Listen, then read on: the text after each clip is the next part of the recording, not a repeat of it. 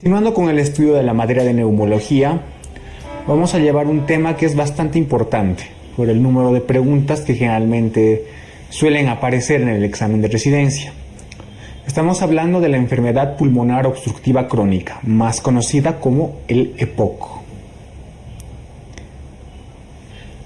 Vamos a definir al EPOC como un estado caracterizado por una limitación del flujo aéreo, no totalmente reversible, y que además es progresivo.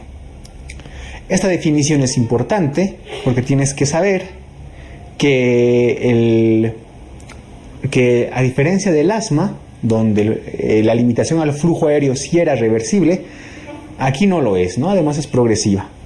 Entonces tenemos que subrayar, ¿no?, que es un estado por una limitación al flujo aéreo, no totalmente reversible y que además es progresiva. El EPOC tiene dos entidades clásicas, que son el enfisema y la bronquitis crónica.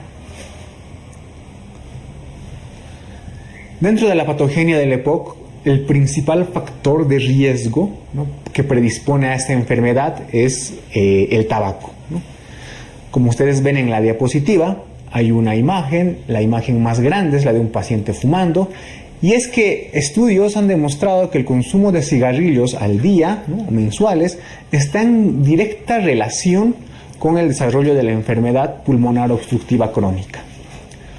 Otro tipo de factores de riesgo que están dentro de esta enfermedad son, por ejemplo, factores ocupacionales, como algunos polvos, como por ejemplo el asbesto, el carbón, ¿no?, pero que sin embargo no se ha demostrado que actúen como factores independientes para desarrollar esta enfermedad. Sí que se ha demostrado que estos polvos ocupacionales tienen un efecto sinérgico y potencian el efecto del tabaco para desarrollar la enfermedad pulmonar obstructiva crónica. Es decir, que un paciente fumador y que encima trabaja expuesto a estos factores ambientales, pues tiene una mayor predisposición a desarrollar esta enfermedad, ¿no? Esta enfermedad tiene un factor de riesgo genético muy conocido, que es el déficit de la enzima 1-alfa-antitripsina. Entonces, el déficit de esta enzima es un factor genético que predispone per se, por sí misma, al desarrollo del EPOC, ¿no? Estos pacientes con este déficit desarrollan esta enfermedad a edades muy tempranas, por lo cual es muy característico. Pero no olvides que el principal factor para desarrollar EPOC es el tabaco. Habíamos dicho de que el EPOC tiene dos entidades clásicas, una es la bronquitis crónica y la otra es el enfisema. Vamos a hablar un poco acerca de la bronquitis crónica. La bronquitis crónica es más un término clínico, ¿sí?, y se define por la presencia de tos y expectoración crónica de al menos 3 meses al año durante 2 años. Es decir, un paciente que tenga sintomatología de tos productiva, que más o menos dure 3 meses y que este padecimiento sea continuo durante 2 años. Evidentemente, no todos los pacientes que tengan bronquitis crónica van a desarrollar o tienen un EPOC, ¿no? Dentro de la anatomía patológica, pues lo más característico es que hay una inflamación crónica y también hay una hiperplasia e hipertrofia de las glándulas submucosas con un aumento de células caliciformes, por lo tanto hay una mayor producción de moco. En la diapositiva, en la imagen, tienes una imagen de un bronquio normal y al lado tienes un bronquio con inflamación, con una bronquitis. En la bronquitis, pues el bronquio aumenta hay una hiperplasia de la parte muscular, ¿no?, y por el aumento de las células caliciformes, pues hay un aumento del moco, ¿no? Entonces ahí es un bronquio que está con abundante moco, una hiperplasia de su muscular, y esto que nos lleva pues a una limitación del flujo aéreo expiratorio, como vamos a ver más adelante. La otra entidad clásica dentro del EPOC es el enfisema. El enfisema, a diferencia de la bronquitis, que es que tenía una definición más clínica, el enfisema tiene una definición más anatomopatológica. Entonces vamos a definir al enfisema como pues un atrapamiento aéreo distal del bronquiolo terminal con dilatación anormal y destrucción de la pared alveolar. Normalmente los alveolos tienen una predisposición en forma de racimos, ¿no? ¿Qué nos quiere decir esto? Hay un atrapamiento aéreo distal del bronquiolo terminal, por lo tanto estos racimos y alveolos se van dilatando, se destruye la pared alveolar y se pierde la arquitectura clásica de los alveolos pulmonares. ¿Por qué ocurre todo esto? El humo del tabaco influye y actúa como un irritante, ¿no? Esto activa algunas células inflamatorias, por ejemplo los neutrófilos, ¿no? Y hace que liberen ciertas sustancias como la elastasa. Esta elastasa pues causa daño a la parte conjuntiva, a la matriz extracelular, donde se asientan tanto los alveolos o las células de los bronquios, ¿no? Al destruir la parte conjuntiva, pues tenemos que eso, ¿no? Se destruye la pared alveolar y por lo tanto se desconfigura la arquitectura normal del alveolo, produciendo un enfisema. Entonces, ¿qué es lo que pasa? Básicamente los alveolos pierden su forma de racimo, ¿no? Hay diferentes tipos de enfisema, pero los principales son el panacinar, el centrolobulillar y el paraseptal, ¿no? Esta definición se basa más o menos en la afectación que tiene el alveolo y la parte terminal del bronquio. ¿Qué es lo importante de esto? Tú tienes que recordar que el déficit de alfa-1 antitripsina está en relación con el enfisema panacinar. El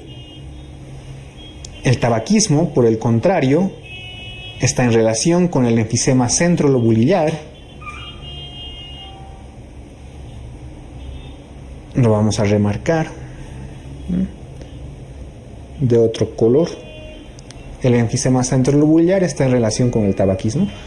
Y por último el enfisema paraseptal, que se localiza en campos superiores, subpleurales, aparece generalmente en personas jóvenes, ¿no? Pero, a ver, en relación de este cuadro lo más importante es, ¿no?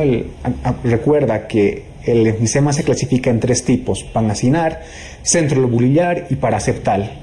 El enfisema panacinar está en relación con el déficit de alfa-1 antitripsina, es decir, va a aparecer en personas más jóvenes, y el que está en relación directa con el tabaco, ¿no? Con el EPOC propiamente, es el centrolobulillar. La fisiopatología del EPOC. Bueno, vamos a hacer una pequeña explicación básica, ¿no? De lo que puede ocurrir. Ya hemos visto los dos tipos, las dos entidades que se relacionan con la enfermedad pulmonar obstructiva crónica. Una era el enfisema y la otra era la bronquitis, ¿no? Ambos con características distintas, tanto anatomopatológicas y demás, ¿no? Pero que tienen una constante, algo en común, que ambos van a limitar el flujo expiratorio de aire, ¿no? Al limitar el flujo expiratorio de aire nos provocan una hiperinsuflación, ¿no? Y espirométricamente esto se evidencia porque hay una disminución del flujo expiratorio forzado en el primer segundo, o sea, hay una disminución de la FEP1. También, aparte de haber una disminución de la FEP1, pues hay un aumento del volumen residual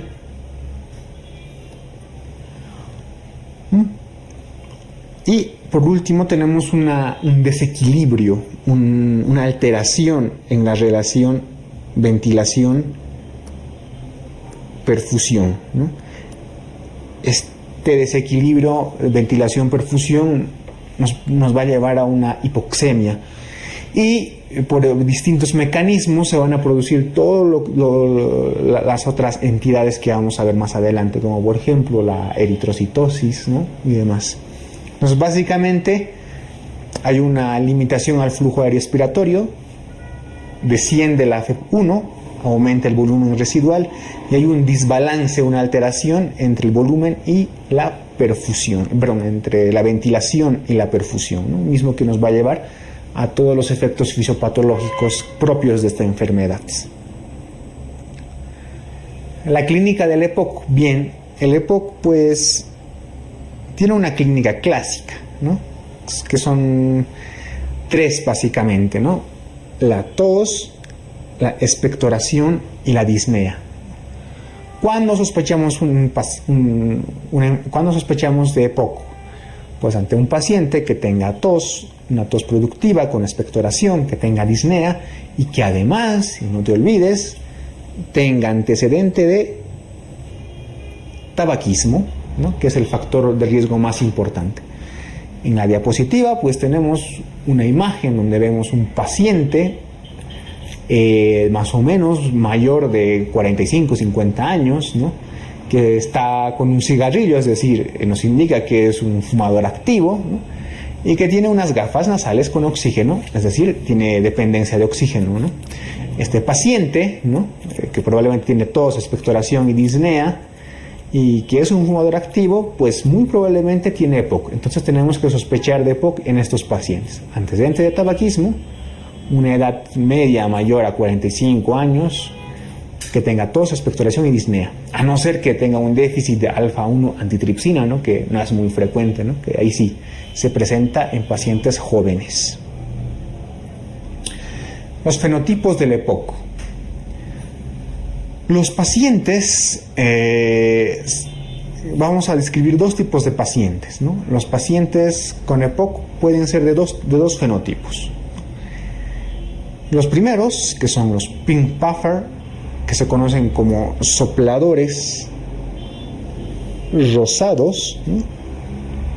Y los segundos, que son los blue bottle, que son los obesos cianóticos. Los pink puffer están en relación con el enfisema y los blue blotter o obesos cianóticos están en relación con la bronquitis crónica. Cada uno tiene características diferentes, ¿no? Por ejemplo, los que tienen predominio de enfisema, los pink puffer o sopladores rosados, son delgados, ¿no? No presentan cianosis en reposo, por eso están rosados, ¿no? Y tienen una disnea generalmente que es grave, entonces utilizan en forma notable los músculos accesorios, ¿no? Por el contrario, los blue blotter o besocianóticos presentan una disnea leve, no tan intensa como los pink puffer o los enfisematosos, tienen abundante expectoración. Entonces, al margen de las características clínicas, tanto a enfisematosos como a bronquíticos crónicos los podemos diferenciar por otras características. El aspecto ya lo hemos visto, ¿no? Los enfisematosos son sopladores rosados, ¿no? De características asténicas, es decir, delgados. En cambio, los bronquíticos crónicos son obesos, cianóticos, azulados, ¿no? Y pícnicos, es decir, con sobrepeso, ¿no? La expectoración en el enfisema es escasa, en la bronquitis es abundante. El cor pulmonale y la hipertensión pulmonar. Pues en el enfisema es rara, salvo en fases finales. En cambio, en la bronquitis crónica sí que es frecuente que se presenten estas dos entidades. ¿Qué pasa con la presión arterial de dióxido de carbono? Pues en el enfisema es normal. Sin embargo, en la bronquitis crónica sí que se ve aumentada. La eritrocitosis o poliglobulia, pues en el enfisema generalmente no existe eritrocitosis o poliglobulia. Al contrario que en la bronquitis crónica, que es frecuente que estos pacientes presenten además eritrocitosis. La disnea, como te he indicado, pues en el enfisematoso sí tiene características graves. En cambio, en la bronquitis crónica, pues tiene características leves. Importante, ¿no? Este cuadro para que puedas diferenciar los dos principales fenotipos del EPOC. El diagnóstico. Bien, no hemos hecho la clínica, ¿no? Es un paciente con hábito de fumador, no que además me diga que tiene tos y expectoración durante mucho tiempo, ¿no? Y que además por ejemplo, con el ejercicio presente disnea, pues sospechamos de EPOC. Pero para realizar el diagnóstico tenemos que demostrar lo que he dicho de la definición, que es propia, una enfermedad pulmonar obstructiva. Por tanto, mediante la espirometría tenemos que demostrar este grado de obstrucción. Entonces, la espirometría es el estudio básico para diagnosticar un paciente con EPOC. Entonces, te he indicado que tenemos que demostrar que existe un patrón obstructivo. ¿Y cómo lo hacemos? Pues vamos a vamos a evidenciar una disminución de la FEV1 y también tenemos que evidenciar una disminución del cociente FEV1-FEBC, ¿no?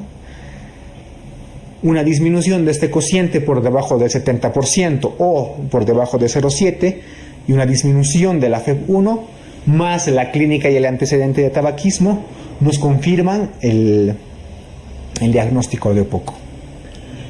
En la parte superior de la diapositiva ves una espirometría, ¿no? La primera línea es de un paciente normal y la segunda de un paciente con EPOC. Pues bien, una vez realizada la espirometría, vemos que el índice FEV1-FEBC en un paciente normal es de 80%, más del 70%, ¿no? Y en el paciente EPOC está en el 60%, ¿no? Entonces, este paciente con la clínica ya dicha y esta espirometría, pues sí, se le podría realizar el diagnóstico de EPOC. ¿Cuál es la otra importancia de la FEV1? Pues existen varias clasificaciones para poder realizar el tratamiento, para poder clasificar a estos pacientes, ¿no? Pero la más importante es la clasificación de Gold. La clasificación de Gold clasifica a los pacientes de acuerdo a su obstrucción en base a la FEV1, ¿no? Entonces es importante. De acuerdo a la FEV1, pues tenemos Gold 1, un mayor 80%, el Gold 2 50-79%, el Gold 3, un 30-49%, y por último los que tienen Gold 4, menor al 30%.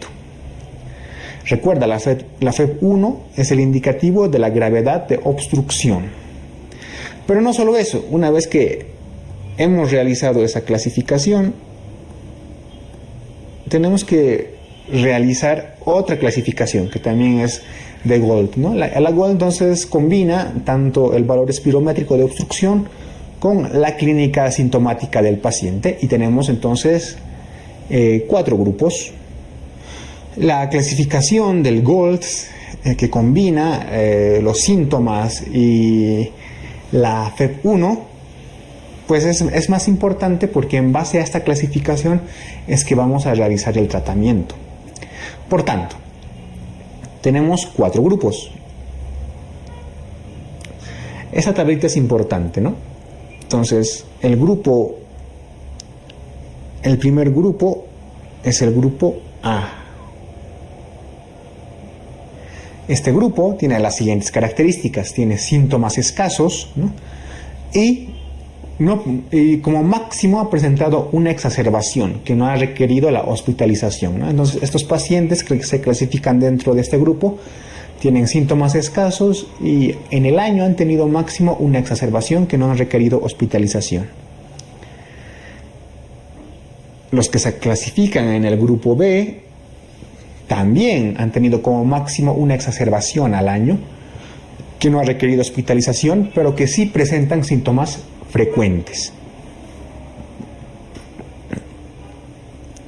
Los que se clasifican dentro del grupo C son pacientes que tienen síntomas escasos, pero que durante el año han presentado más de 2 exacerbaciones o más de un ingreso hospitalario.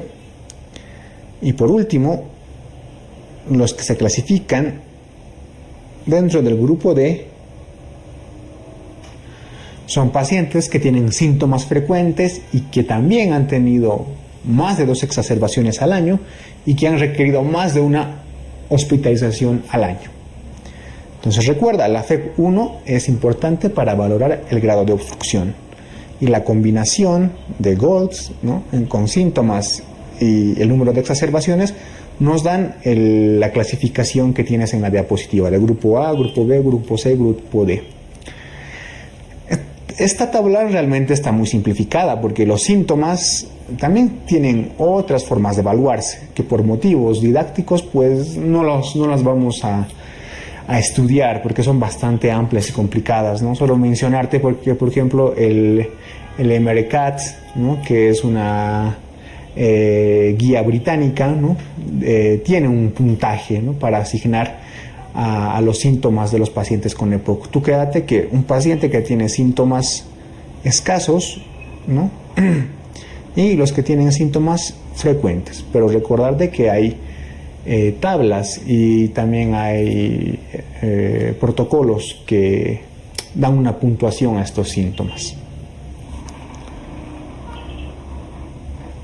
El tratamiento del EPOC estable. Bueno, solo 3 intervenciones han demostrado influir en la evolución de los pacientes con EPOC. Es decir, solo 3 intervenciones han demostrado reducir la mortalidad de pacientes con EPOC. Todas las otras acciones que vamos a ver más adelante, pues solamente mejoran la sintomatología y por ende la calidad de vida, pero no tienen una influencia directa sobre la evolución y pronóstico de la enfermedad. Entonces, las 3 intervenciones que han demostrado influir en la evolución del paciente son interrupción del tabaquismo, ¿no?, la interrupción del tabaquismo, es decir, no tabaco, no fumar.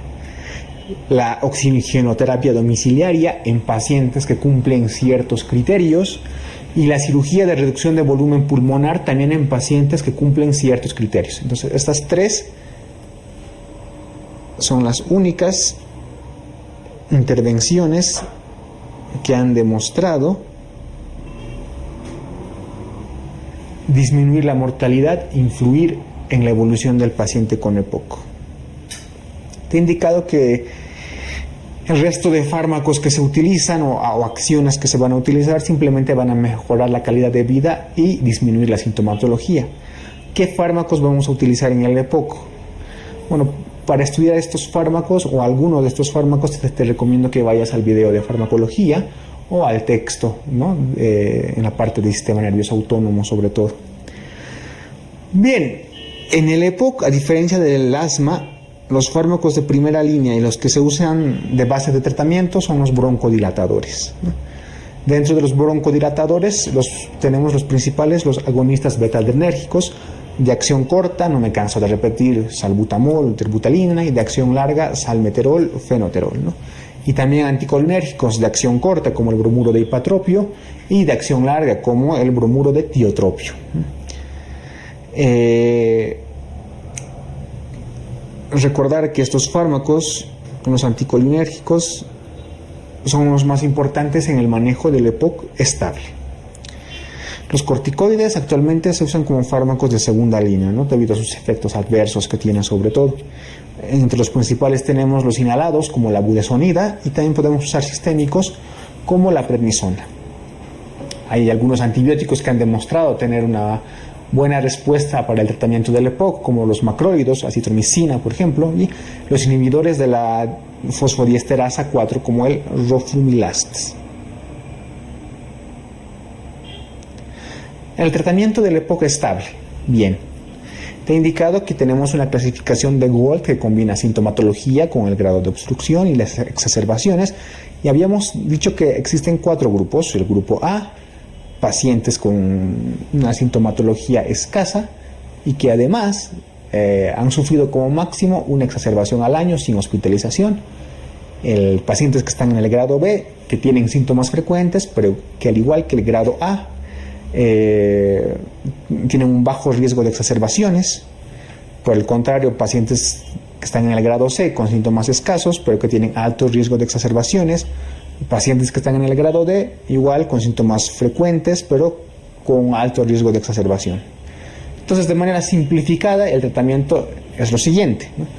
Para los pacientes que tienen el grado A, les vamos a administrar los famosos SABA o los famosos SAMA. Los SABA son los agonistas beta-adrenérgicos de acción corta vía inhalada, por ejemplo, salbutamol, ¿no? Y los SAMA son los anticolinérgicos, ¿no?, de acción corta, por ejemplo, el bromuro de ipratropio. Para el grado B, vamos a administrar anticolinérgicos,